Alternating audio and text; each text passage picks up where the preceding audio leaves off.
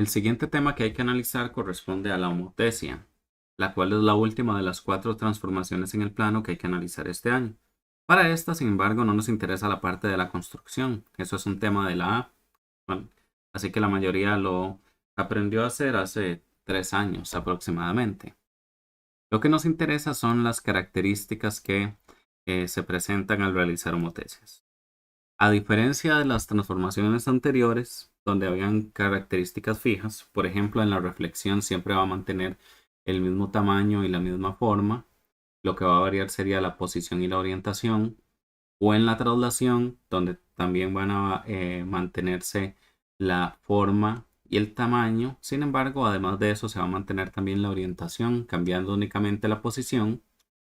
En la homotesia, a veces cambia el tamaño, otras veces no. Algunas veces cambia la orientación, pero no siempre. Lo único que se mantiene invariable al realizar una homotesia va a ser la forma de la figura. Las otras características que son tamaño, eh, posición y orientación pueden mantenerse invariables o pueden cambiar. ¿Cuándo sucede eso? Eso va a depender de la constante de proporcionalidad. Para realizar una homotesia se necesitan dos cosas: un centro de transformación, que para este ejemplo yo voy a trabajar con el punto E, y una constante de proporcionalidad. La constante de proporcionalidad es básicamente una relación de tamaño. Sí, recuerden que las homotesias se utilizan para hacer ampliaciones o reducciones de una figura. Entonces, la constante de proporcionalidad nos va a decir qué tan grande o qué tan pequeña se tiene que hacer la homotesia. Para este ejemplo, entonces voy a trabajar con una constante de proporcionalidad de 3, lo que me va a dar una figura 3 veces el tamaño de la original. Entonces, aquí tengo una figura que va a ser la imagen del polígono original y esta vez tiene un tamaño que es equivalente a 3 veces el tamaño original. Ahora, si observamos, la figura va a tener la misma orientación, sin embargo, es de tamaño diferente y está en una posición diferente. En este caso tenemos misma forma y misma orientación. Si quisiera hacer una reducción, por ejemplo, hacer una figura de la mitad del tamaño de la original que tenía aquí, entonces la constante de proporcionalidad que tendría que utilizar es un medio. Un medio, si lo anoto en decimales, sería 0.5. Y aquí me estaría quedando una figura que es la mitad del tamaño. Que no se aprecia bien, pero si acercamos ya lo podríamos ver. Aquí tengo una figura que va a ser con la misma forma y la misma orientación que la original, sin embargo, el tamaño es diferente. Aquí está superpuesta, pero no hay ningún problema. Recuerden que es perfectamente normal que a veces una figura quede sobre la otra. Sin embargo, voy a mover un poco el centro de transformación para que no quede superpuesta, para que sea más fácil de visualizar. Ok, y eso es lo que sucede cuando trabajamos con constantes de proporcionalidad mayores a 1, nos va a quedar una figura más grande, o entre 0 y 1, nos va a quedar una figura más pequeña. Sin embargo, van a tener siempre la misma forma y la misma orientación. Sin embargo, esos no son los únicos casos. Como les dije anteriormente, la constante de proporcionalidad puede ser cualquier número, dependiendo de la razón de tamaño que queramos. Y no todos los números son positivos, podemos tener números negativos. Entonces, si quisiera hacer una figura del doble del tamaño, eso indicaría una multiplicación por 2. Sin embargo, eso no quiere decir que el 2 tenga que ser positivo. Perfectamente puedo tener una figura del doble de tamaño si multiplico por un 2 negativo. El detalle es el siguiente. Si aquí tengo el centro de transformación y la figura original se encuentra a la izquierda, si tuviera que trabajar con números negativos, eso quiere decir que tendría que medir al lado contrario. En vez de medir al lado izquierdo, mediría al lado derecho. Por lo tanto, la figura nos va a quedar del lado contrario y aparte de eso se va a invertir.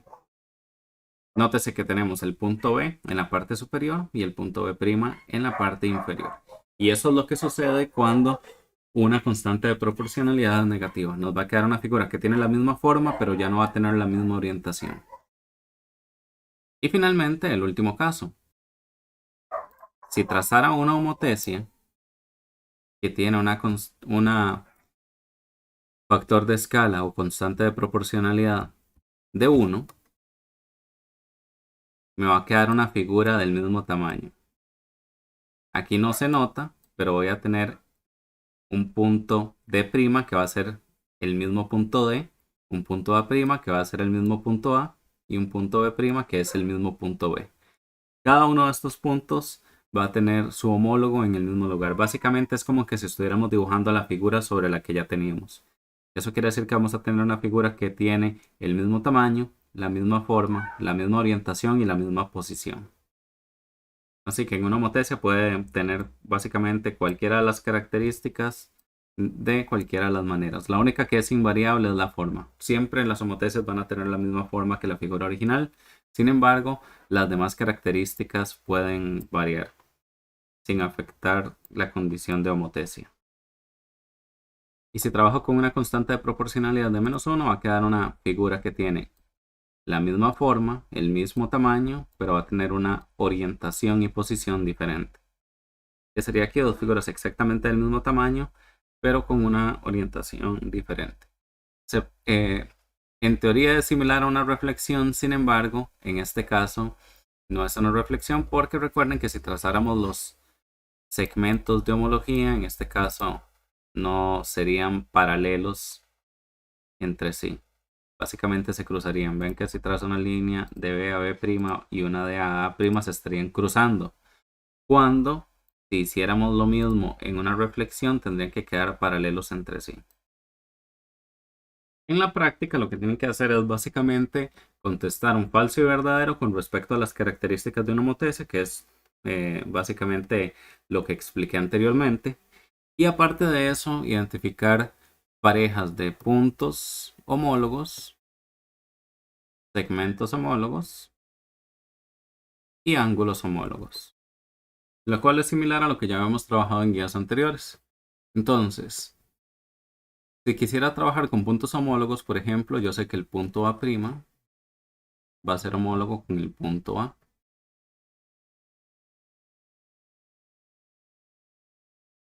También voy a tener el punto B' que va a ser homólogo con el punto B.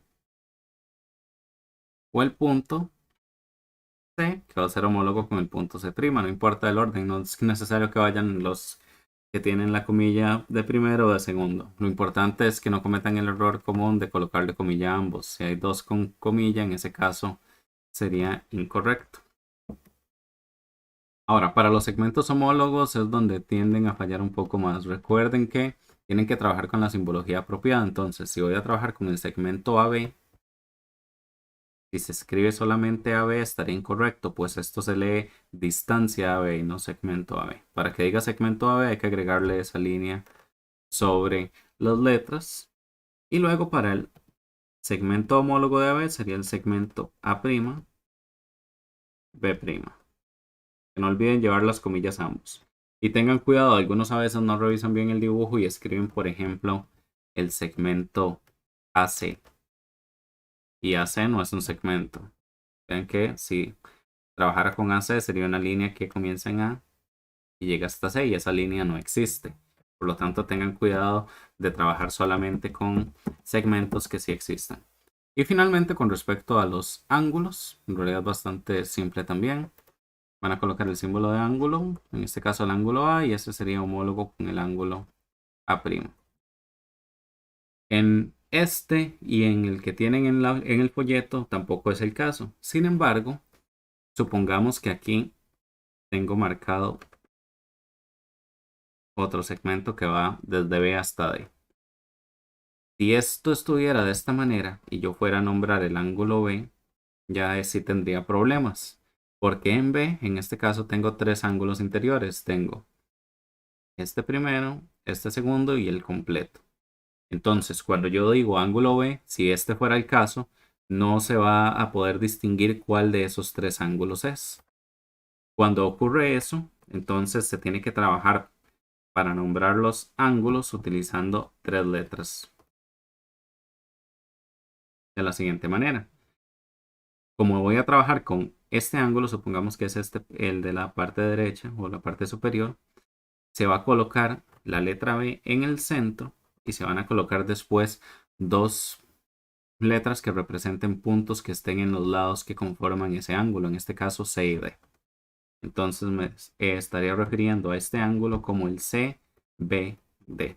Es básicamente la forma del ángulo. C, B, D. Siempre iría en el centro la letra que corresponde al vértice en el cual se encuentra ubicado el ángulo. Sin embargo, como les dije, esto no lo necesitan en realidad para la práctica, porque en la práctica, al igual que en esto, no hay más de un ángulo interior por cada vértice. Sin embargo, era nada más un dato importante que podría serles de utilidad en el futuro. En todo caso, eso es lo que tienen que hacer en la práctica: identificar puntos homólogos, segmentos homólogos y ángulos homólogos utilizando la simbología correcta.